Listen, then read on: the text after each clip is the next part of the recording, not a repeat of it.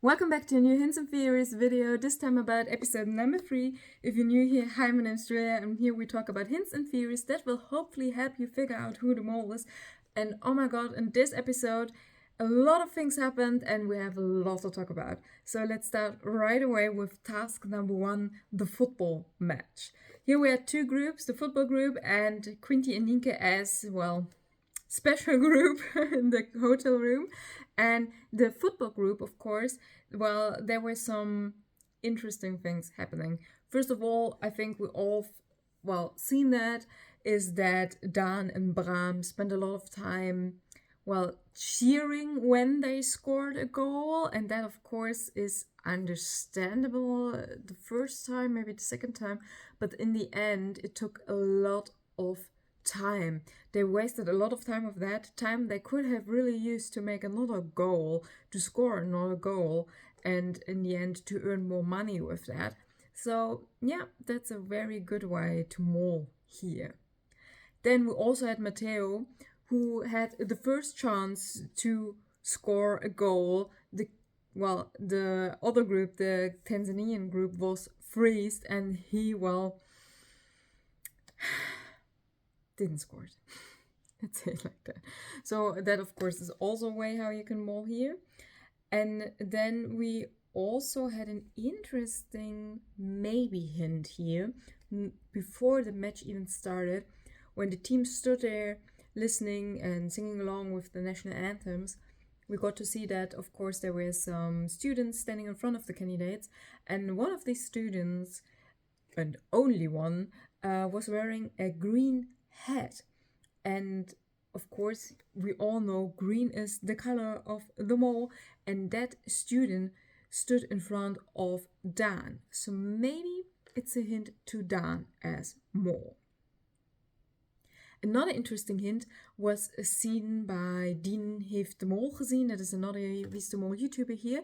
And he mentioned that all the numbers, the back numbers of the candidates, of the players, were matched to the alphabetically order of their names. So Bram started with B, so he had number 1, and then it goes on like that. And what he called was that in the first episode of the Mole Talk, so the talk show in which you always discuss about what happened in the episode, in the first one, they tried to introduce the candidates also in alphabetically order, but they mixed it up. They mixed up Milan and Matteo. So Matteo M.A. would actually come before Milan M.I., and there they switched that. But here in the task, here in the game, it wasn't switched like that.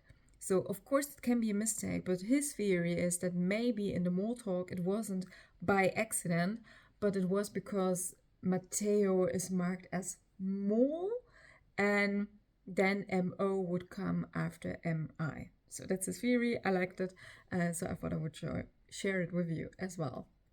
By the way, something I think I forgot to mention last time was that in the task at the market, Matteo was wearing an interesting t-shirt with a lot of text on the back, and there people also spotted the word mole in the text, so another maybe mole hint to Matteo. Then also what's interesting was that when we got to see the overview of the players, so who would play on which position, which I, by the way, really liked a lot, that they really tried to make it look like a really serious football match. Then we had Rick, and they all are moving a little bit, and Rick was making a movement like that, like everything's all right, we're going to win. And he had these 2 fingers pointing, and the person with the number 2 as back number was Dan. So maybe another hint to Dan as mole. And then let's also have a quick look at Quinty and Nienke in the hotel room. First of all, you've probably heard that and recognized it as well. I thought it was weird that the first thing Delilah wanted to do is get a drink and get a bit into the flow of the task. I was like, there's time running, girl, go do your job. So that, of course, could be a more action to wasting time, but in the end, to be honest, Quinty was really good at throwing those little balls into the cups they had there. So yeah, she also wasted a few of those balls, and Nienke complains about it at some point. But still, I think, at least from what we got to see, Quinty was responsible for most of the freezes. So in the end, Quinty did a way better job than Nienke did.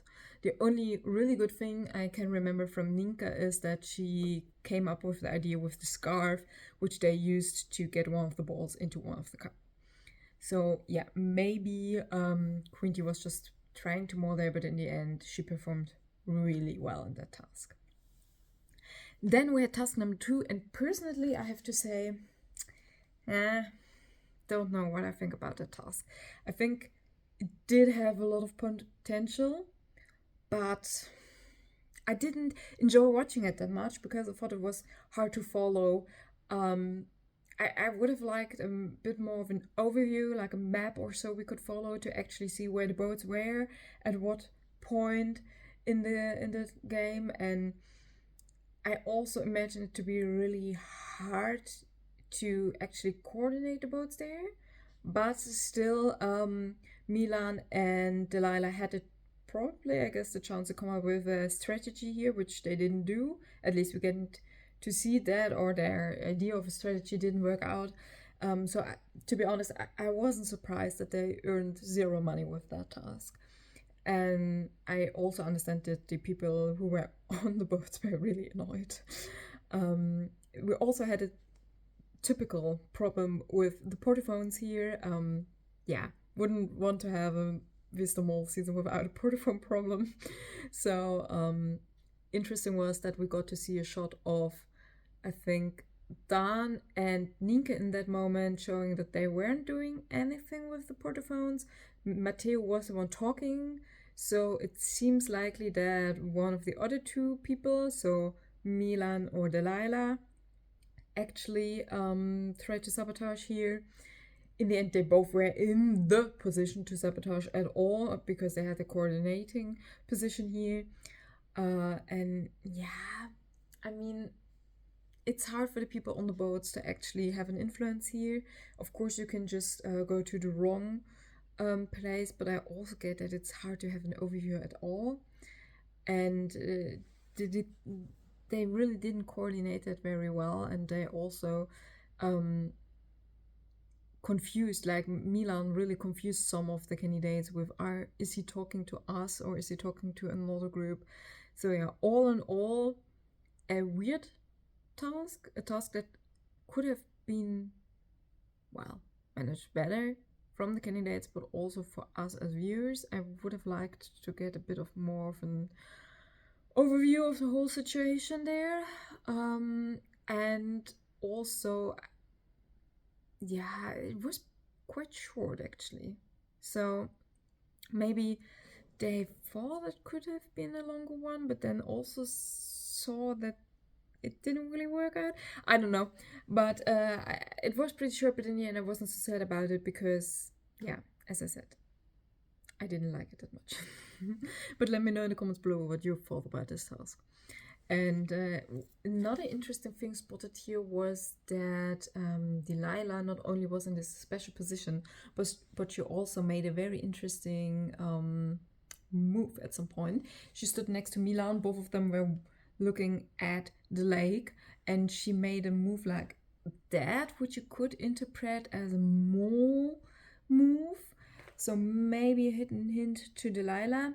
All in all, I have to say, in the last 2 episodes, I thought Delilah wasn't that suspicious, but after this episode, I'm probably changing my mind about her slowly, because she's a lot in the background.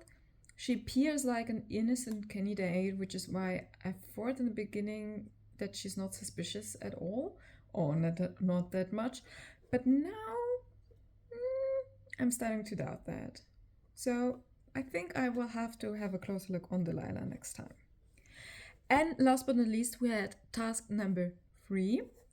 And in this task, there was no money to be earned, which was special, I thought, but a lot of jokers, and also the special goodie, let's call it like that, with the eye could be earned. And it's the first time that we actually had a special eye moment, I would say. And what the actual meaning of the eye is, we still don't know that. But it obviously gives us really the chance to see the whole thing through the eyes of the mole, maybe, at least in this task. And yeah, I thought it was maybe a bit long, but really interesting. Here was also an interesting thing about Delilah, because she talked pretty quickly to the person with the t-shirt with the eye on the back, but in the end, she wasn't the one who got the paper with the eye. Quinty was it in the end, so Quinty could have a look at all of that. And there also was an interesting thing about Delilah, because Delilah said that she couldn't open one of the cars last week, and in the end she could. And so this was a bit weird situation, Delilah. And then we had a few of the men who were very eager to get jokers. We had Evelina, who didn't get at all what she was supposed to do until it was too late. And we had Bram, who was very disappointed in not getting a joker. And I mean, it could have been acted. We had in the past, we had moles who were acting quite good. I remember Everon at some point crying about something, I don't know what, but in the end he was the mole. But here Bram really seemed annoyed and pissed off by the fact that he didn't find a joker. I don't know if the mole would do that, but yeah, it could all be acting. And then we also had some very successful joker finders, just as Milan. In the end, Nasreddin had to leave the game, who had one joker. I thought it was a bit sad. I really liked him as candidate, but in the end, one candidate out of the game. So he, we don't have to watch out for one more. And he also had to give his mole book to Rick. And that, of course, is still interesting as well, because we don't know what will happen to all of those mole books. So let's see if at the end, just like in the special season, it wasn't the anniversary season, there was the last task also about the mole books. So we will see what they are going to do with the mole books now.